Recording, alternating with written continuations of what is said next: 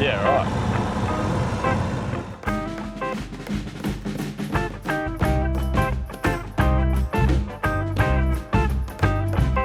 And then Bill can stand uphill, so I'm not so tall. Tall, yeah. Sounds like a good idea. So we're here at Shields Orchard in Bilpin, New South Wales. Good family friends of mine, and grown up with them, my best mate. Known Bill for 30 years, I think now. They've been kind enough to let us stay here whilst we've been back in town trying to fix some things, and we thought we'd do a bit of a look around the orchard. So Bill, what's your favourite fruit? Oh, I like most fruits. Yeah. And when you're an orchardist, you know when each variety is at its best. So I'll eat most varieties of apples. I prefer sugar acid balanced ones. I love peaches. I love apricots. I love whatever. So this is primarily an apple orchard, but you've got a whole variety here. What We have you have, got? yes. We've got about 3,200 apple trees. There's about 300 or 400 peach trees, some pear trees, a few apricot trees, some plum trees, and as well as that, Julie grows thornless blackberries and raspberries. So there's pretty well always something to eat, and as well as that, we've got about 18 different types of, 18 citrus trees in our backyard as well for our own home garden. So who's Julie?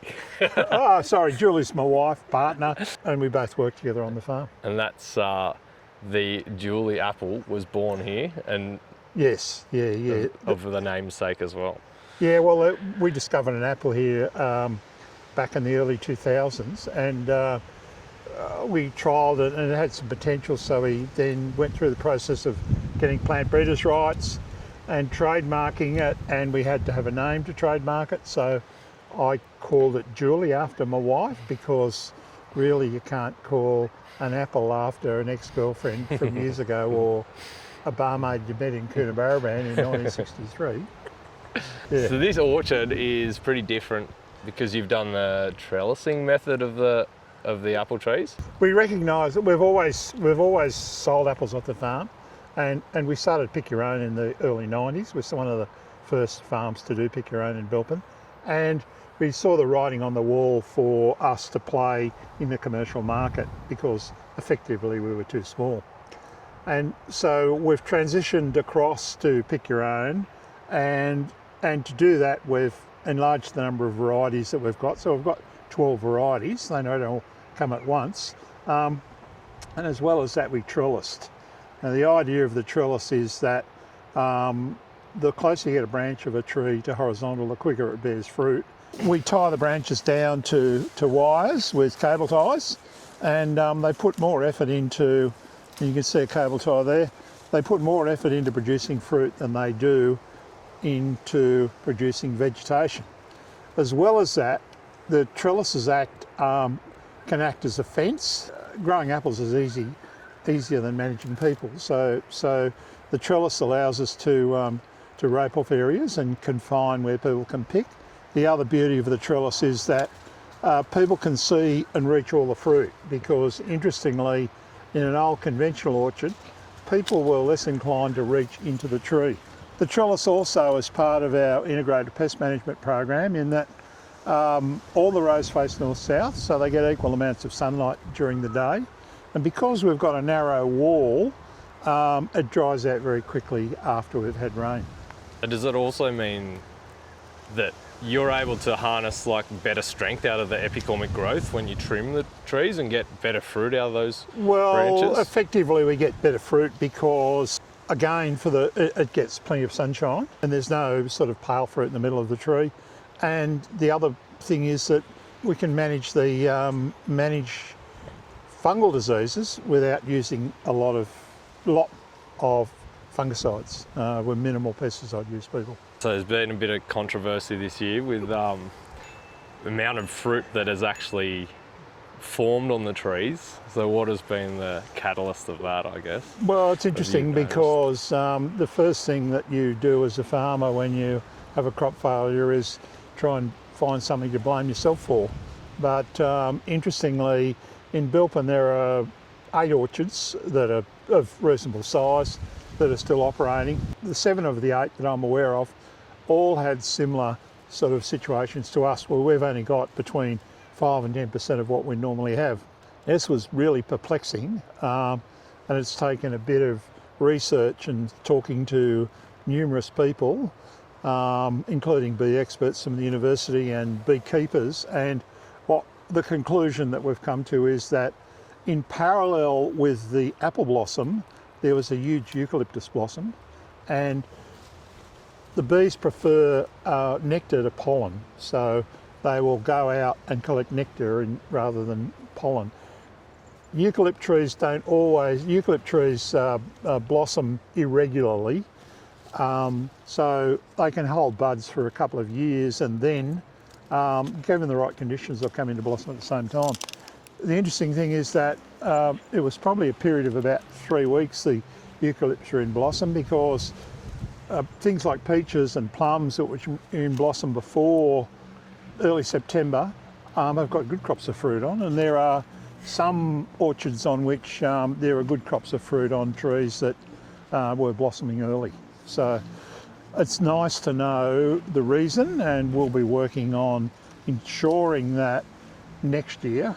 We'll be talking to apiarists about managing hives just for pollen. And probably keeping an eye on the eucalypts, chopping them down so they don't flower at the right time. Well, we're fortunate here in that we live in the middle of 1.2 million hectares of national park, and there are lots and lots of other bees here as well. For instance, as part of the UWS's Healthy Bee Research Program, they identified 181 insects visiting blossom, and out of that 51% of them were pollen carriers. So there are lots of stingless bees here, and sometimes on a good day they would count 20 or 30 stingless bees to every Italian bee that was here. There are things like blue-banded bees and teddy bear bees and reed-eater bees and carpenter bees, and even hoverflies will pollinate apples. But if there's nectar around, they'll go for that before pollen. But like, pick your own, this next season will still be on. There'll be still quality fruit on the trees. It's just there will not as be. much. It'll be, but it'll be very limited. We might be open for 15 days the entire season, whereas normally we're open 3 days a week from early February till late May, and during school holidays we're open all the time. All farmers face years in which they're going to have crop failures, and in our case we sort of plan for contingencies, and we've got enough fat so that we can carry ourselves for another year. And it's now a case of doing all those little jobs that don't cost much money to do, which you've put off for a long time. So by next season everything will be humming. And by now you've been building this farm up with that much technology and automatic irrigation and all that sort of stuff, that it's becoming easier on you to handle. Yeah. I mean, one of the things about trellising is that there's a lot of work in setting it up, but once it's set up, it makes it really easy to prune and manage, and it also means that we use a lot less chemicals, because you've got very narrow trees in which are easy to spray. And we've embraced technology to a large degree. Some of the stuff we're using is we're using a lot of weather data, and everything's got a model. So everything's got a model for insects have got a phenology model, which is acquired units of heat, and fungal diseases have got heat and moisture. And all of that we can measure all that using the weather station. But as well as that, we're using modern technology in that we're using these, and these are on trial. We've had them for 2 years, but they're a rapid aim codling moth trap. And what they do is they have a pheromone, which is the scent of a young female moth in there, where it attracts the men, and the males always emerge before the females. And when they walk into the trap can differentiate by the way they walk from any other type of insect. And what it does is it sends a signal up to the cloud, and I get a message on the phone to say I've had a moth emergence. Now what that means is we can then use the weather data and software in the computer to predict when the next emergence is going to be. Now the beauty of that is that we can use a very, very soft chemical which only affects codling moth just prior to the emergence. And last year we got away with one insect growth regulator. As well as these traps, we've been using for some while ultraviolet light traps with pheromones in them and water baths with detergent in. They're pretty handy too, not just for you, but for the whole area, because everyone will share if they've found it, and then they can all prevent against it as fast as possible. Yeah, and again, it's a combination of the information from this and then predictive models that we use. They're in the software that come with the weather station. Well, let's go have a look at the weather station, eh? We measure pretty well everything. We measure temperature, humidity, wind speed and direction, solar radiation. We have another module which measures soil moisture, soil temperature and leaf wetness, which is part of the predictive model for the apple scab predictive model. And they're pretty handy too. Anyone can access not all the features of the weather station, but it's all online. Historically, the way particularly fungicide control was managed was that people would use calendar spraying, so they'd spray. The recommendations were from 14 to 21 days between sprays. But if you haven't got the conditions to encourage fungicides to established, why would you spray? So for instance, this year from late August till up until a week ago, I didn't apply any fungicide sprays because we hadn't had any rain in any condition. And again, if there is an infection period, it comes up on my phone and tells me that we've just had an infection period. Effectively, by minimising our pesticide use and using the science, we've probably reduced our pesticide use overall by about 70%, which is a considerable part of the running costs of the farm. We're sort of working towards, and we believe we are at that point of being carbon positive, and it's a spreadsheet. So you look at all your energy inputs and all your energy outputs, and by reducing pesticide use, by reducing the diesel that's used to apply it, only spraying when we need to, then we're reducing our carbon footprint.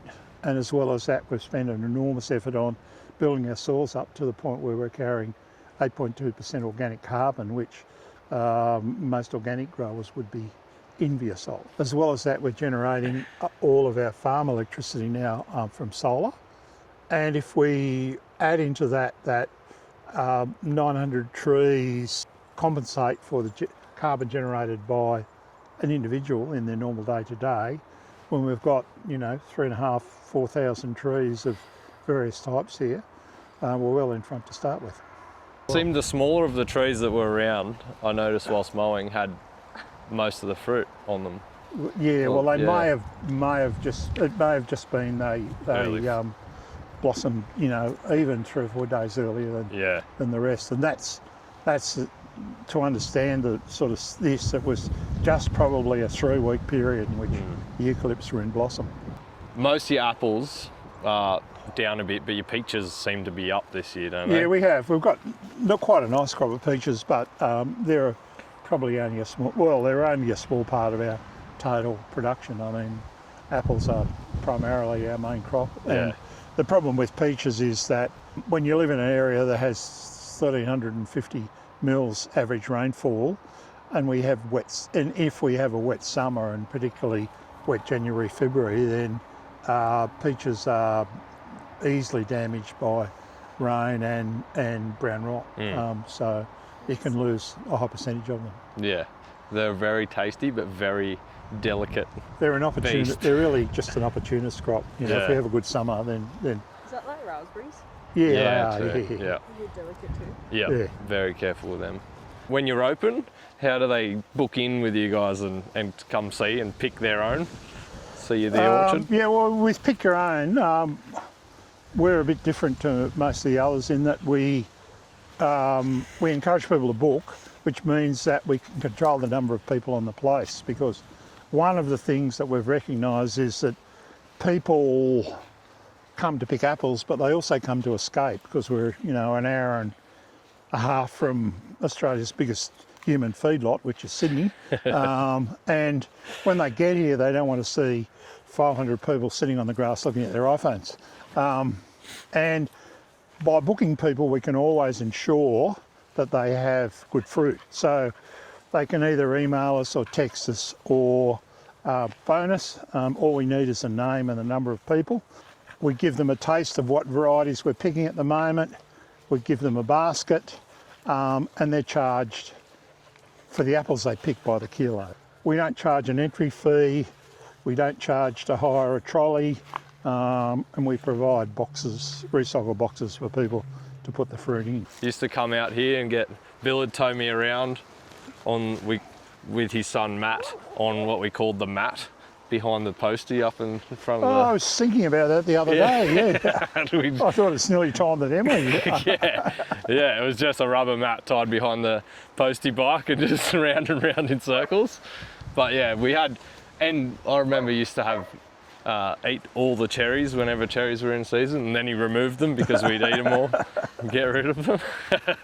Kids are pretty good at finding right fruit. Yeah. They don't need to be pointed in the right direction. The other thing we're doing is, because of our minimum pesticide use, we now have large numbers of predatory insects, and what we've done is we've encouraged some of those insects, like earwigs, and if I can find one, there'll be an earwig hotel. We've built some earwig hotels on posts. There's one up here. And what's the rate per night for earwigs in these hotels? Although we are camping here as well, it is not opened up as a hip camp or anything. Yeah. Well, earwigs will predate on things like codling moth larvae, European red mite, two-spotted mite, woolly aphid. This is an earwig hotel. Basically, it's a bit of plastic pipe with some bird netting stuck up for something for the earwigs to hang on to. I can't pull it out simply because it's got a nail through it, because what we found was the birds were coming and ripping the bird net out to get to the earwigs. Yeah. So there's about 70 earwig hotels, and I think at least half of them had the net sort of dragged out of them. So we've gone back and stuck a nail through it to make sure that they can't pull it out. What we found was we had, for instance, we got some instruments out in the orchard, and it stopped working, and we opened it up and it was full of earwigs, and you'll find them sort of everywhere. You would find them in, there's a bit of netting wrapped around the top of the post to be full of earwigs. So we decided that we'd give them some safe haven and encourage them to hang around. And so they get rid of a few of the other things that you don't want. Yeah. And they're I think they're primarily nocturnal. So yeah, okay. You don't see too many of them around during the day. It's part of our whole integrated pest management thing. And again, we don't use any broad spectrum insecticides anymore. And we use simple fungicides. We'd argue that in some ways we're better than organic in that we're not using sulphur or copper as the only fungicides which organic people have used. And copper is an environmental pollutant, and it builds up in the soil if it's used too much, and kills all the nice soil biome as well. And sulphur, which will act as a fungicide, but also kills a lot of small insects, particularly the ones that are that you want for predatory management. So a lot of the trees look like this at the bottom. What's the reason for that? All of these trees, I mean, when I was a child, all of the trees were grown on what was called seedling stock, which was really vigorous, and the trees were planted 20 feet or 6 metres apart, which was sort of an area that was recognised as big enough for a tree to probably survive and put its roots down into without requiring irrigation. All the contemporary trees, so we've gone from 250 trees per hectare to up to about 1,400 trees per hectare. But what we're using is dwarf rootstocks. So this is the joint between the rootstock and the variety that's been budded onto the top of it or grafted onto the top of it. And the clonal rootstocks all have different growth characteristics. So we're using M26, which has got moderate growth characteristics, but you can get M9, which is even a smaller tree, or you can get, you know, whatever, and it's about choosing a variety that suits your conditions and your soil types and your soil nutrition and things like that. So the berries here, do people... We don't have pick your own berries. No. Berries are difficult to grow because they don't like really hot days and they don't like really wet days. You can cover them with shade cloth and then they don't taste as nice because they need the sunshine to get the best out of their flavour. They're Julie's project, and when she stopped teaching she was going to plant some blackberries, and I thought it would be 15 or 20 plants, and in fact there's now 100 metres of thornless blackberries all on trellis. Yeah, that's a pretty interesting thing. Thornless blackberries as well. Like, there's not a... Every blackberry I've known is, I've only found out because it's been connected to me by the thorns. So you can follow Shields Orchard on Instagram. And also we have a MailChimp newsletter for those people who want to subscribe, and you can always check our website. So gee, that's a small microphone. Yeah, it's a good one, eh? Big thanks to Bill and Julie here at Shields Orchard for letting us stay, hang around, and also to Matt and Christina for use of the shed, and Matt for all his handiness as well. It's been really fun staying here. Here comes Big Bill now, sitting here at the shed and working on the orchard pretty hard. He does work very hard, actually harder than I've ever worked in my life. Thanks for watching.